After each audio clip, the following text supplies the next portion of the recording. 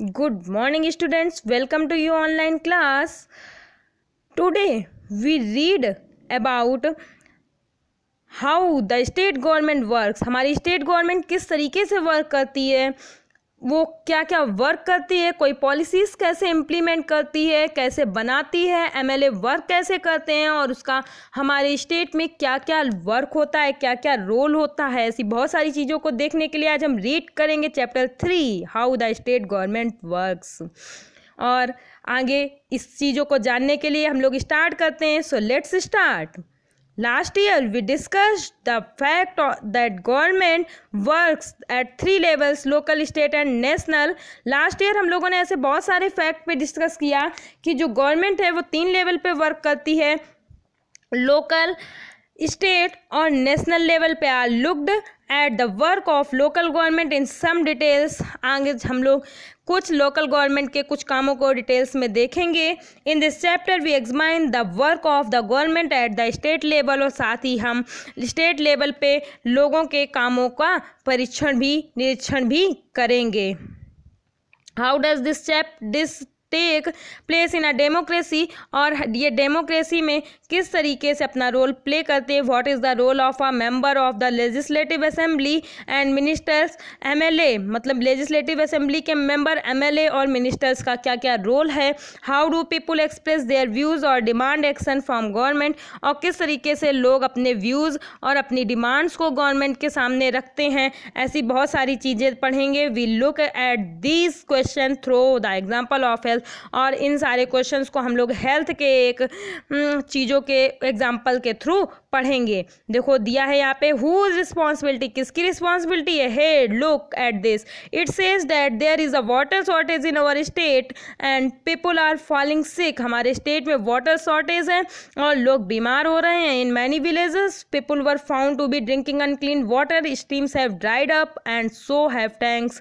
In the worst affected areas villages have been carrying water across great distance. Village में लोगों की drinking water unclean है। नहरें और स्ट्रीम्स में नहरें, नदियाँ ये सारी सूख चुकी हैं, इसलिए लोग टैंकर्स मंगवा रहे हैं। और साथ में जो बहुत ख़राब एरियाज़ हैं वहाँ पे विलेजर्स बहुत दूर दूर की डिस्टेंस से पानी लेके आ रहे हैं। People at the district headquarter Patalpuram receive water supply once in 3 days, और लोग पातालपुरम के डिस्ट्रिक्ट हेडक्वार्टर से वाटर की सप्लाई 3 दिनों में एक बार रिसीव कर रहे हैं। The district hospital there here is overflowing with patients, a large number of whom are children with acute diarrhea. District hospital जो है वो मरीजों की संख्या लगातार बढ़ती जा रही है, उसमें ज़्यादातर बच्चे हैं जो कि डायरिया से पीड़ित हैं। On the TV news they said 10 people have died from diarrhea. That possible, can one really die from it? TV news में हम लोगों ने देखा कि 10 people डायरिया से डेथ हो चुकी है, और क्या ये पॉसिबल है, क्या कोई इससे मर सकता है। Who knows, just I hope don't get it, कहीं मुझे भी ऐसा ना हो जाए। Afternoon my mother said to have any ice drink from the market. Afternoon के टाइम पे दोनों आपस में बातें करती है और कहती है मेरी माँ ने मुझे मार्केट की कोई भी ठंडी चीज़ पीने से मना किया है। She gave one her lecture this morning, you have to be responsible for your health सीरीन, कि तुम अपनी हेल्थ के लिए खुद रिस्पॉन्सिबल हो। सडनली स्टॉप, एक इंस्पेक्टर रोकती है अचानक से कि रुक जाओ। This road is block due to the rally, ये रोड बंद की गई है रैली के कारण। They have gheraoed the MLA's residence, लोगों ने एमएलए के घर का घेर लिया है। Really why has he done something, लेकिन क्यों, उन्होंने ऐसा क्या कर दिया है। हा they seem more angry about what he has not done. हाँ, ये लोग उस काम के लिए गुस्सा कर रहे हैं जो उन्होंने किया ही नहीं है। And we demand that the authorities take immediate action to bring the public health situation under control, और ये लोग मांग कर रहे हैं अथॉरिटी से कह रहे हैं कि तुरंत ऐसे इमीडिएट एक्शन लिए जाएं जिससे कि पब्लिक की हेल्थ सिचुएशन को कंट्रोल किया जा सके। Our MLA must take the responsibility for this, और इसमें हमारे एमएलए की रिस्पॉन्सिबिलिटी बहुत है। What a loud voice he has, he must be a leader और समथिंग, ये तेज आवाज़ किसकी है, निश्चित ही ये कोई नेता होंगे। Sir I have him, I saw him on TV too, मैंने इन्हें टीवी पे देखा है। He as a member of the opposition, ये अपोजिशन पार्टी के मेंबर हैं। कह रहे हैं आगे कि who is an MLA, MLA कौन होता है। In the above section you have read about some events in Patalpuram, आपने पातालपुरम की कुछ घटनाओं को ऊपर के सेक्शन में पढ़ा है, देखा है। You may be familiar with some official names such as collector, medical officer, etc, आपने कुछ ऑफिशियल नेम सुने होंगे, जैसे कहते हैं कलेक्टर, मेडिकल ऑफिसर, ऐसे बहुत सारे नाम। But have you heard of an MLA, क्या आपने एमएलए के बारे में कभी सुना है। एंड द लेजिस्लेटिव असेंबली, या लेजिस्लेटिव असेंबली के बारे में। Do you know the MLA of your area, क्या आप अपने एरिया के एमएलए को जानते हैं। Can you identify which party she or he belongs to, या आप ये बता सकते हैं कि वो एमएलए किस पार्टी से बिलोंग करते हैं या करती हैं। और साइड में एक क्वेश्चन दिया है, what is happening in Patalpuram, Patalpuram में क्या हो रहा है। Why is this problem serious, क्या प्रॉब्लम इतनी ज़्यादा सीरियस है। What action do you think can be taken in the above situation and who do you think should take this action, discuss, और आपके अकॉर्डिंग ऊपर की सिचुएशन के लिए ऐसे कौन से एक्शन लिए जा सकते हैं या क्या किया जा सकता है, और किसे ये एक्शन लेने चाहिए, करने चाहिए, इस बारे में डिस्कस करें। फिर दिया member of legislative assembly are elected by the people, member जो ऑफ लेजिस्लेटिव असेंबली मतलब एमएलए लोगों के थ्रू इलेक्ट किए जाते हैं। They then become member of legislative assembly and also from the government, और तब वो लेजिस्लेटिव असेंबली के मेंबर बनते हैं या गवर्नमेंट के मेंबर बनते हैं। In this way we say that MLAs represent people, और इस तरीके से हम कह सकते हैं कि एमएलए का चुनाव हम जो है वो लोगों के थ्रू होता है, वो लोगों के प्रतिनिधि होते हैं। The example blow will help us understand this better, और नीचे जो एग्जाम्पल दिया उसके थ्रू हम लोग ज़्यादा अच्छे से समझेंगे।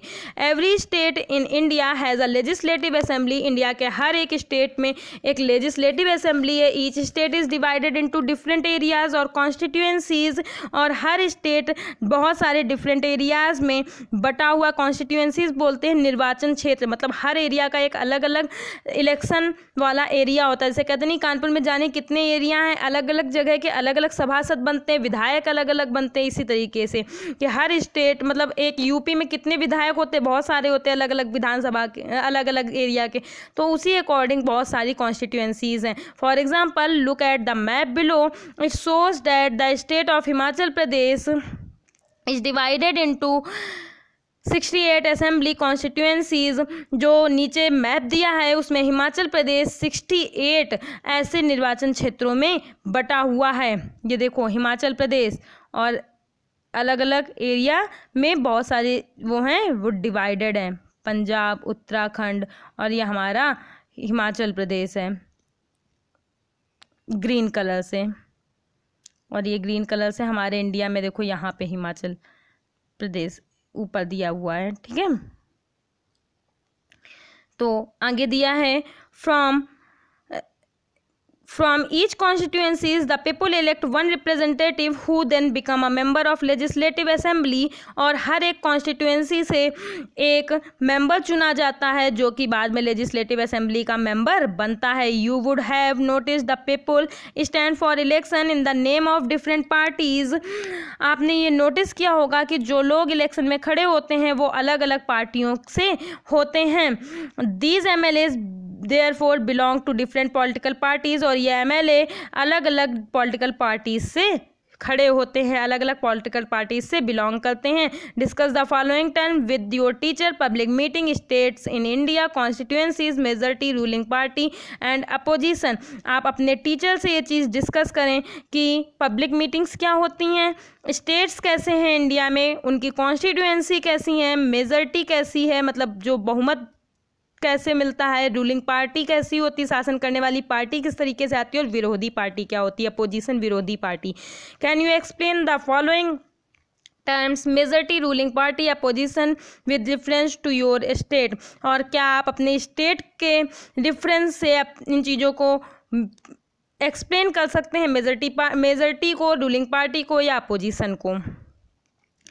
देन आगे दिया हुआ है how do people who are MLAs become minister और चीफ मिनिस्टर, और किस तरीके से एक MLA मिनिस्टर या चीफ मिनिस्टर बनता है। Political party whose MLA have won more than half of the number of constituencies in state can be said to be in a majority।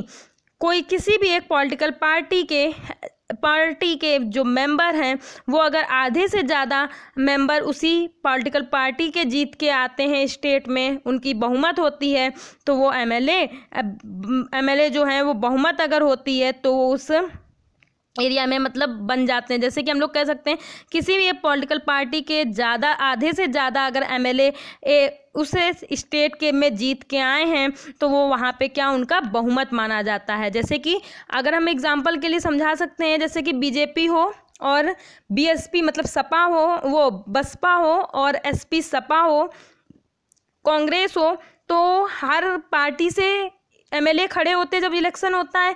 कुछ लोग कांग्रेस वाले को वोट देते हैं, कुछ लोग सपा को, कुछ बसपा को, कुछ BJP को।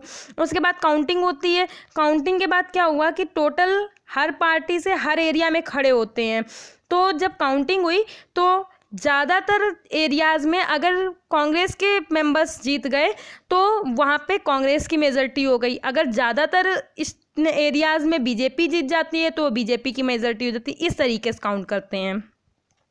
तो अगर आधे से ज़्यादा मतलब काउंट किए, जैसे हम लोगों ने टोटल कितने पीपुल हैं 20, अगर कहीं पे अगर टोटल हमारे पास 4 पीपुल जो हैं वो सपा के आ गए और 6 जो हैं वो आ गए बसपा के, और उसके बाद 2 पीपुल आ गए कांग्रेस के और 8 पीपुल आ गए BJP के। तो सबसे ज़्यादा किसके आ गए? 8 किसके आ गए? BJP के। तो हमारे पास इस समय अब आधे से ज़्यादा तो नहीं है, लेकिन 8 जो हैं वो उसके आ रहे हैं। अब BJP के साथ अगर कोई पार्टी क्या करे, मीटिंग कर ले कि हमें तुम्हारा सपोर्ट करना है, और सपोर्ट करके एक दूसरे के साथ मिल जाए। मान लो अगर आधे से ज़्यादा करने के लिए कांग्रेस के साथ हाथ मिलाना तो सही नहीं है, तो अगर सपा या बसपा में कोई एक तैयार हो जाए तो मेंबर क्या हो जाएंगे आधे से ज़्यादा, तो वो गठबंधन वाली सरकार हो जाती है। और अगर मान लो कि 12 पीपुल हो गए हमारे BJP के और 2 पीपुल हो गए सपा के, 3 हो गए बसपा के, और और 1 पीपुल किसी और पार्टी का हो गया, कांग्रेस का हो गया। तो इस तरीके से हमारे 12 पीपुल जो है वो मेजॉरिटी में हो गए। तो ये हो गए हमारी की पार्टी अपने आप मेजॉरिटी में है। दिया है आगे, the political party that has the majority is called the ruling party. और जिस पार्टी के लोग बहुमत में होते हैं वो क्या होती है?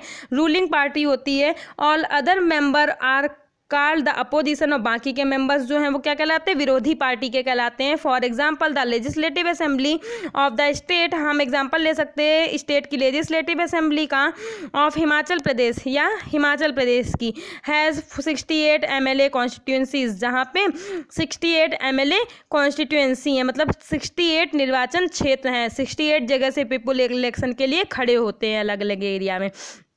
दिया है रिजल्ट, दिया है असेंबली इन हिमाचल प्रदेश इन 2017 का कि BJP के मेंबर जो थे वो 44 थे, इंडियन नेशनल कांग्रेस के 21 थे, और कम्युनिस्ट पार्टी के 1 मेंबर जीत के आया था, और इंडिपेंडेंट मतलब जो अलग से खड़े हो जाते हैं, जो किसी पार्टी से बिलोंग नहीं करते, निर्दलीय बोलते हैं, वो 2 थे। टोटल कितने हो गए? 68। अब सबसे ज़्यादा किस पार्टी के जीत के आए? BJP के। तो यहाँ पे मेजॉरिटी में कौन सी हो गई? BJP हो गई।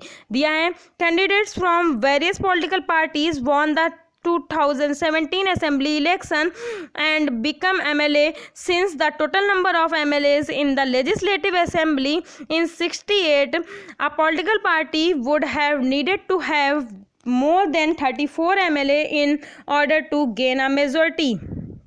हम लोग बोल सकते हैं एक तरीके से कि जब 2017 का इलेक्शन हुआ तो वो वहाँ पे पॉलिटिकल पार्टी जो जहाँ पे जीती वहाँ पे उस पार्टी का MLA बना दिया गया। लेकिन जब टोटल नंबर ऑफ MLA जो थे वो कितने थे लेजिस्लेटिव असेंबली में? 68।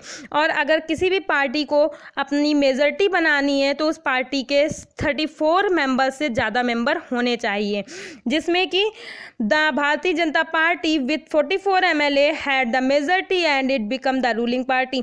और BJP ने के कितने मेंबर बन गए? है 44, तो वो कहाँ से आ गई, रूलिंग पार्टी में आ गई।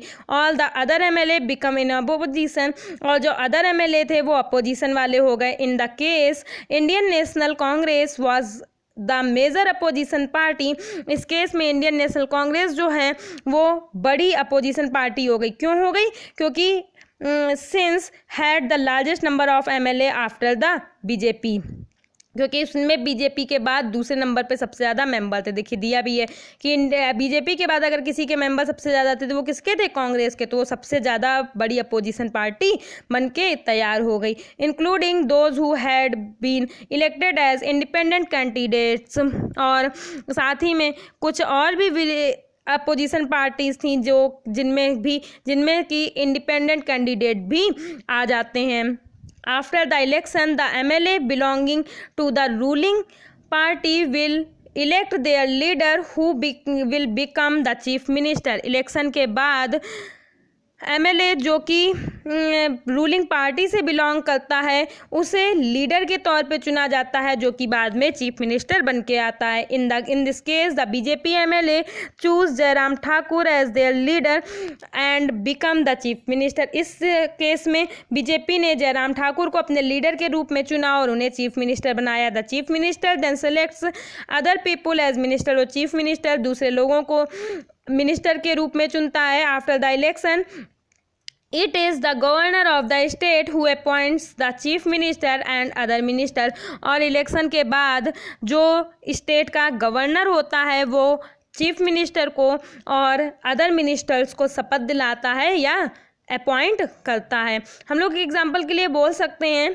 कि जो चीफ मिनिस्टर बनता है वो जितने एमएलए जीत के आए हैं उनमें से आपस में डिस्कशन होता है कि किसको बनाया जाए। जो सीनियर होता है या जिसके लिए ज़्यादातर लोग ज़्यादातर एमएलए एग्री होते हैं उन्हीं एमएलएज में से एक को चीफ मिनिस्टर बना दिया जाता है, और जो चीफ मिनिस्टर बन जाता है वो उन्हीं बाकी बचे एमएलएज में से ही डिसाइड करता है कि किसको किस चीज़ का मिनिस्टर बनाया जाएगा। दिया द चीफ मिनिस्टर है and other ministers have the responsibility of running various government department और ministers, और चीफ मिनिस्टर और अदर मिनिस्टर्स की ये रिस्पॉन्सिबिलिटी होती है कि वो मिल के वेरियस गवर्नमेंट डिपार्टमेंट्स और मिनिस्ट्रीज को चलाएं। दे हैव सेपरेट ऑफिसेज, उनके अलग अलग ऑफिसेज होते हैं। A legislative assembly is a place where all the MLAs whether from the ruling party or from the opposition meet to discuss various things, और legislative assembly ऐसा place होता है जहाँ पे रूलिंग पार्टी के एमएलए और अपोजिशन पार्टी के MLA दोनों मिल के चीज़ों पे डिस्कशन करते हैं। Hence some MLAs have dual responsibilities, और कुछ एमएलए जो होते हैं उनकी रिस्पॉन्सिबिलिटी दोहरी हो जाती है कि वन एज एन एमएलए, एक तो वो एमएलए हैं, एंड अदर एज मिनिस्टर, और दूसरा वो मिनिस्टर भी हैं। We will read about this further, जिसके बारे में हम आगे पढ़ेंगे। इधर दिया है कि construct a table similar to the one given for Himachal Pradesh of your state. जिस तरीके से हिमाचल प्रदेश की टेबल दी है इसी तरीके से आप अपने स्टेट की एक टेबल बनाएं। The head of the state is governor, जो हेड होता है स्टेट का वो गवर्नर होता है। She he is appointed by the central government to ensure that the state government work within the rules and regulation of the constitution. मतलब उसका काम होता है वो इसलिए अपॉइंट किया जाता है कि वो ये देख सेंट्रल गवर्नमेंट के थ्रू अपॉइंट किया जाता है, और इसलिए अपॉइंट किया जाता है कि स्टेट गवर्नमेंट्स कॉन्स्टिट्यूशन के बनाए रूल्स और रेगुलेशन के थ्रू सही से काम कर रही है या नहीं कर रही है। Find out the name of the governor of your state. आपको अपने स्टेट के गवर्नर का नेम फाइंड करना है कि इस टाइम पे कौन गवर्नर हैं। At times the ruling party may not be a single party but a group of parties working together, और रूलिंग पार्टी कोई एक अकेली ऐसी पार्टी ना होके बल्कि कई सारी पार्टियों के साथ मिलके काम करती है। This is called a collision, और इसी को कोलिशन बोलते हैं। जब मतलब रूलिंग पार्टी, अभी मैंने एग्जांपल दिया था कि हमारे आधे से ज़्यादा मेंबर नहीं हो रहे थे बीजेपी के, तब उसे किसी एक पार्टी के साथ मिलके बनाना पड़ता है और जिसे गठबंधन बोलते हैं। तो कोलिशन का मतलब ही हो जाता है गठबंधन की सरकार। Discuss with your teacher, teacher से डिस्कस करें। तो मैंने आप लोगों को बता दिया कि कोलिशन क्या होता है, गठबंधन क्या होता है, कब बनता है। आगे पढ़ते हैं। A debate in legislative assembly. Legislative assembly का एक डिबेट देखते हैं। Afreen Sujata and many other students from their school traveled to the state capital to visit a legislative assembly which has housed in the impressive building. Afreen, Sujata और बहुत सारे other students school की तरफ से विधानसभा मतलब लेजिस्लेटिव असेंबली को देखने के लिए जाते हैं, जो कि हमारी स्टेट कैपिटल के में है। स्टेट कैपिटल में देखने जाते हैं और लेजिस्लेटिव असेंबली एक बहुत इम्प्रेसिव, बहुत अट्रैक्टिव बिल्डिंग, बहुत अच्छी बिल्डिंग है। द चिल्ड्रन वर एक्साइटेड, बच्चे एक्साइटेड होते हैं। After security checks they were taken upstairs, security checking के बाद वो अंदर जाते, ऊपर की ओर ले जाया जाता है। देयर वॉज अ गैलरी, जहाँ एक गैलरी थी। From where they could see the large hall below, जहाँ पे वो एक बहुत बड़ा हॉल देखते हैं। There were rows and rows of desk, जहाँ पे डेस्क की बहुत सारी रोज लगी हुई थी। This assembly was going to have a debate on the current problem, और उस असेंबली में करंट प्रॉब्लम्स पे लेके डिबेट्स हो रही थी, बहस हो रही थी। During this time MLA can express their opinion and ask question relate to the issue और give suggestion about what should be done by the government. और जो हमारी लेजिस्लेटिव असेंबली थी, वहाँ पे जो हमारे MLA थे वो अपनी ओपिनियन को, अपनी विचारों को एक्सप्रेस व्यक्त कर रहे थे और क्वेश्चन पूछ रहे थे उनसे संबंधित टॉपिक पे, और सजेशन साथ में दे रहे थे कि गवर्नमेंट को इस बारे में क्या करना चाहिए और क्या नहीं करना चाहिए। Those who wish to can respond to this, कौन इस बारे में इसके बाद इन मंत्री के प्रश्नों का उत्तर कौन देगा। The minister then replies to the questions and tries to assure the assembly that adequate steps are being taken, और मंत्री इन प्रश्नों के उत्तर देते हैं और साथ ही में असेंबली को इस बात का आश्वासन देते हैं, मतलब ये निश्चित कराते हैं कि हमारी तरफ से एक ज़रूरी कदम उठाए जाएंगे।